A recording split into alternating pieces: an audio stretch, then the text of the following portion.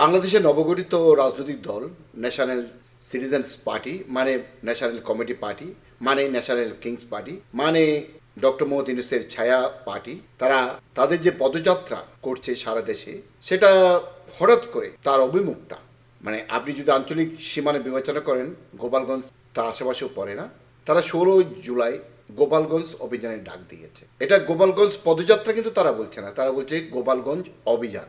আমি একটু বিস্মিত হয়ে লক্ষ্য করলাম, সারা দেশে যদি পদযাত্রা হয়, গোপালগঞ্জে কেন অভিযান হবে?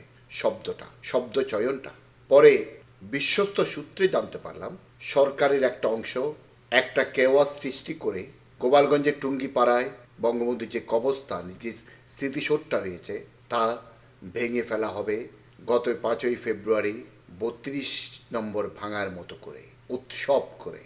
এবং এই কাজে এনসিপিকে পুরোপুরি ছাড়পত্র দিয়েছে আসিফ নজরুল এবং লেফটেন্যান্ট জেনারেল জাহাঙ্গীর আলম চৌধুরী, অর্থাৎ আইন উপদেষ্টা ও স্বরাষ্ট্র উপদেষ্টা, সেই সাথে সংস্কৃত উপদেষ্টা মোস্তফা সরোয়ার ফারুকী। গোপালগঞ্জবাসী, আপনাদের প্রতি অনুরোধ, আপনারা যে কোনো মূল্যে আপনাদের প্রিয় মানুষ, প্রিয় সন্তান, প্রিয় নেতা বঙ্গবন্ধু শেখ মুজিবুর রহমানের কবরস্থান, স্মৃতিসৌধটা রক্ষা করবেন যে কোনো মূল্যে।